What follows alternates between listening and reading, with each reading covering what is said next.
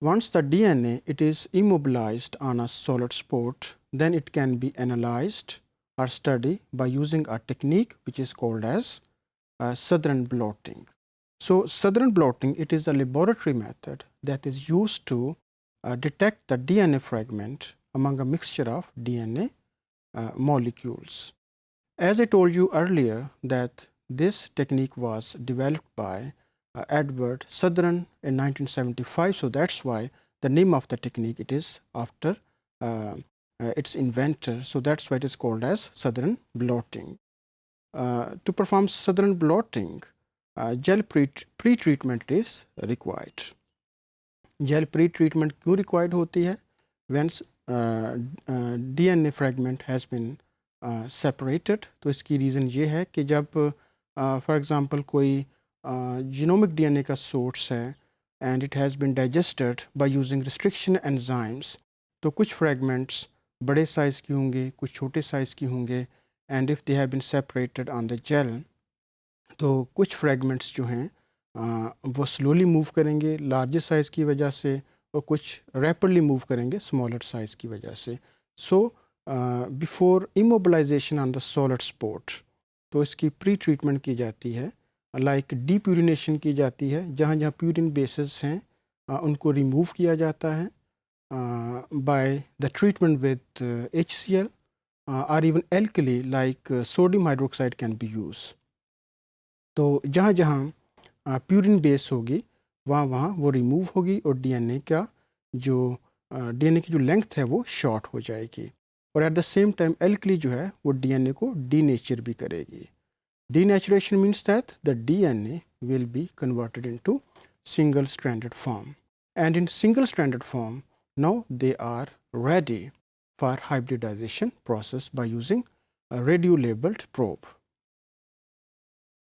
After transferring to the nitrocellulose membrane or nylon membrane, then fixation process it is carried out. Fixation means that the DNA it is strongly binded with the membrane and it is fixed so that it will not move after repeating washing.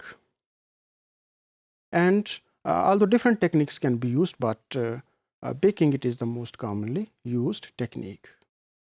Once it is immobilized, then the nitrocellulose membrane with bounded nucleic acid, it will be placed in a solution of probes.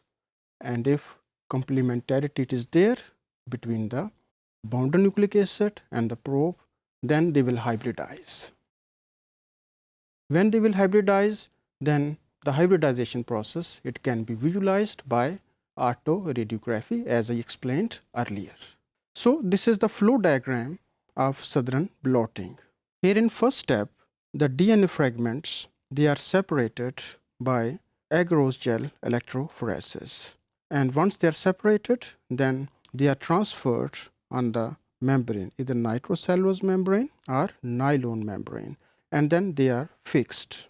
After fixation, then the nitrocellulose membrane it can be placed in a solution of radio-labeled probe here in the third step, and where the complementarity it is there, that if it is probe having the complementary sequence to the target DNA, then a base pairing it is there, and then at this step we wash the membrane so that the extra or unlabeled radioactivity will be removed. And in the fourth step, the membrane can be analyzed by autoradiography by using X-ray film. So this is another diagram indicating the process of Southern blot hybridization.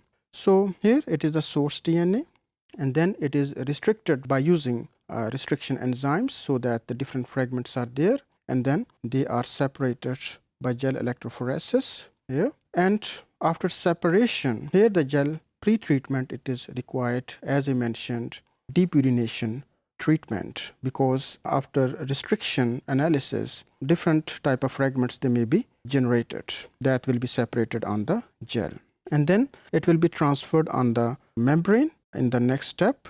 So this is the membrane, nitrocellulose membrane, where the DNA will be transferred, and then it will be hybridized by using probe, and then final analysis by using auto radiography in this fourth step.